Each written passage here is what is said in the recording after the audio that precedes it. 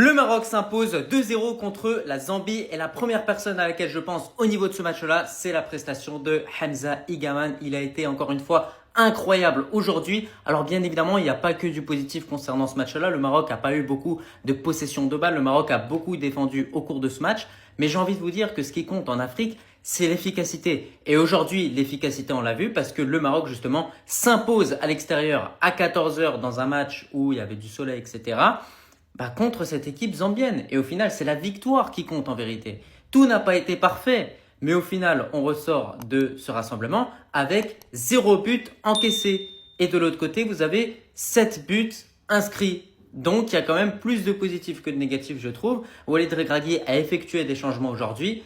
Mais s'il y a bien un joueur qui a marqué des points au cours de ce rassemblement, je pense que le futur numéro 9, le futur buteur du Maroc, au présent et au futur, c'est Hamza Igaman. Là, il n'y a plus de débat. Surtout avec le but qu'il inscrit aujourd'hui. Donc dites-moi bien en commentaire ce que vous avez pensé de ce match-là et n'oubliez pas de vous abonner. Zambie, Maroc 2-0, il y a énormément de choses à dire. Mais avant ça, je vous invite sur ma chaîne YouTube Roro TV Foot. D'ici 1 à 2 heures, un gros débrief sortira. Bon, déjà on va commencer forcément par le début. La compo qui a fait jaser, et moi personnellement, quand je vois des chibis sur la compo titulaire, déjà ça me fait grimacer. Maintenant, la seule satisfaction dans ce 11 type, les gars, c'est de voir Igaman titulaire pour voir ce qu'il vaut réellement dès le début du match. Et d'ailleurs, s'il y a bien une grosse satisfaction qui ressort de ce match, forcément c'est Hamza Igaman qui score, qui est important. Le mec, c'est un buff, on l'a vu physiquement, il tient le coup et ça va être très important en Afrique. Notre joueur décisif et important, Yacine Bono, il a dû faire une parade décisive et il a répondu présent. Maintenant, sûrement le plus gros point noir de ce match, la possession, 72% pour la Zambie et seulement 28 pour le Maroc, ce qui est beaucoup trop peu. Ok, je veux bien entendre des gens qui vont dire la température était élevée, le stade était pas ouf, on joue à l'extérieur et on n'a plus l'habitude, mais les gars, quoi qu'il arrive, la Zambie joue aussi dans ces conditions. Et pour moi, quand tu es le Maroc, que tu vas organiser la CAN, tu te dois de maîtriser et de contrôler le ballon. Pour conclure, personnellement, les choix du coach, je les ai trouvés assez étranges. Changer des joueurs à la 70e minute ou encore faire rentrer des joueurs à la 90e minute comme El Hilali. Je sais pas ce que vous en pensez, les gars. Il gagne, donc pour l'instant, il n'y a rien à dire. Mais ces choix me paraissent étranges. Ah là, Easter, les gars, c'est quoi ça? Je parle même pas de l'équipe du Maroc, les gars. C'est quoi ce stade de fou, wesh? Wesh, les gars, on est au Maroc, on a on-field, wesh. C'est quoi ce stade de fou qu'ils nous ont proposé? Il faut que vous voyez avec des meilleures images, les gars. En fait, ce qu'ils nous ont proposé, le Maroc, en fait, il faut juste dire merci. C'est quoi ce stade, les gars? Le stade magnifique, ouais. Le stade, rien à dire. Franchement, Beau stade pour la CAN. Ils ont fait ce qu'il faut. Ouais.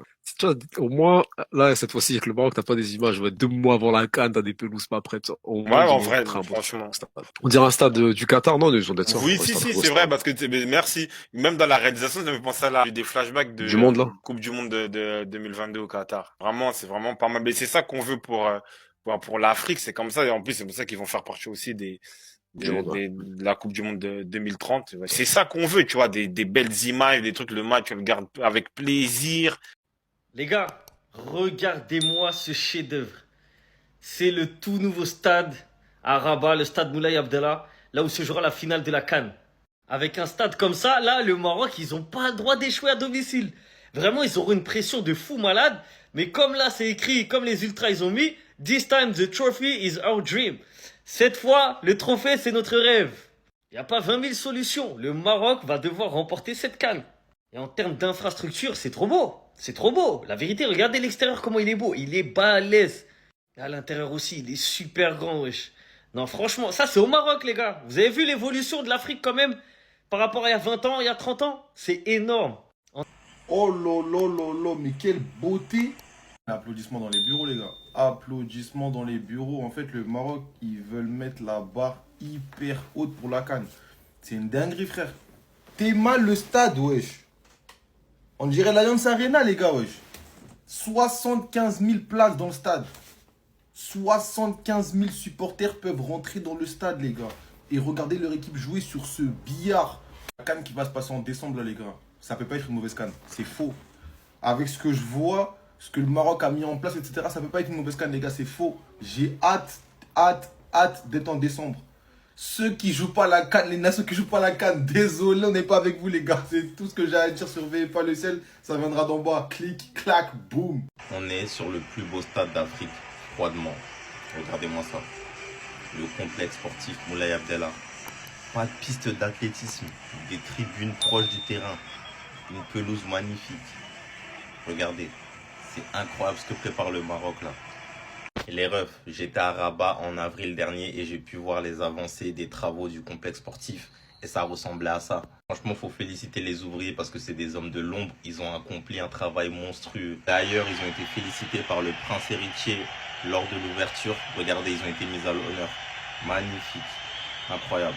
En train de proposer le Maroc en termes d'infrastructure pour la CAN en décembre. Je crois que c'est du inédit, les mecs. C'est dans ce stade qu'aura lieu la finale de la CAN et le match d'ouverture. Et quand vous regardez, vous croyez que on est en Angleterre, que c'est le stade d'Arsenal. Et non, c'est sur le continent africain et il faut valoriser les trucs comme ça. Bravo au Maroc pour ce qu'elle va proposer en termes d'infrastructure. Et ça, je pense que c'est qu'une seule pépite sur tous les stades.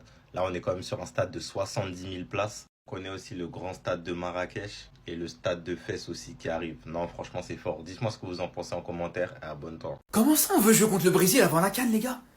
Donc 1 mois avant la Coupe d'Afrique, les gars. La Coupe d'Afrique. Dans Coupe d'Afrique, il y a Afrique. À la place de préparer la compétition en jouant contre une équipe africaine, la première chose qu'on veut faire, c'est quoi? Jouer contre le Brésil. Alors, ok, je veux bien qu'on a appris récemment que Vinicius, il a des origines camerounaises. Je suis désolé, les gars, c'est pas du tout le genre de match amicaux qu'on doit faire pour préparer une CAN. Et ça va être quoi quand on va préparer la Coupe du Monde, on va jouer contre le Botswana, en fait, pour se préparer, c'est ça? Pourquoi on fait les choses à l'envers comme ça à chaque fois? Je comprends pas, les gars, vraiment, je comprends pas. À la place d'aller chercher un match amical contre le Nigeria, contre le Cameroun, contre l'Égypte, contre ça, nous on va jouer contre le Brésil. Le Brésil, on sait que, franchement les frères, je vous dis, le Brésil aujourd'hui m'inquiète moins qu'une équipe comme le Nigeria, ou comme le Cameroun, ou comme le Sénégal, comme ce genre d'équipe. Parce que nous, le Maroc, on sait très bien les frères, on réussit mieux contre ce genre d'adversaire qui joue au ballon, qui voilà. Mais dès que t'as un bloc bas, une équipe bien physique, bien solide, défensivement, les frères, là ça devient plus compliqué. Donc au bout d'un moment, préparez-moi cette CAN correctement, s'il vous plaît les frères. Les gars, venez, on va parler du stade Prince Moulay Abdallah à Rabat. Et stade des Marocains là, c'est un stade même. C'est le meilleur stade de l'Afrique complète. Il n'y a pas son deux. Quelque chose à reconnaissance faciale dedans. L'ouverture c'est le 5 septembre là. Et le Maroc va jouer face au Niger. Match amical. Stade là prend 68 500 personnes. Mais actuellement, où je vous parle là, il n'y a plus de ticket. C'est bouclé. Ticket là, c'était 100 dirhams, 200 dirhams, 300 dirhams, 1000 dirhams, 2000 dirhams, 20 000 dirhams. Mais actuellement là, il n'y a plus de place. Tout est bouclé. C'est pas la CAN. Hein. Ça, c'est juste l'ouverture. Match amical. Et puis, il n'y a plus de place. Donc, imaginez un peu la CAN. Oh. On va dormir dehors. C'est-à-dire, on va suivre les matchs sur le téléphone. On est au stade et puis on suit les matchs. Tellement que non, ça serait quelque chose. En tout cas, les Marocains, vous avez mis l'an dans le stade et puis vous avez fait le stade avec le cœur. C'est le meilleur stade de l'Afrique. Il n'y a pas son deux. Même le président de la FIFA, lui-même, il fait quoi? Lui-même, il a validé le stade. Il dit, ouais, Sa Majesté. Tu as mis l'an dans le stade là. Tu as fait ça avec le cœur. Les Marocains, en tout cas, stade là, vous avez bien fait. C'est le meilleur stade de l'Afrique actuellement. Il n'y a pas son deux. Il n'y a même pas même. On est ensemble, c'est terminé.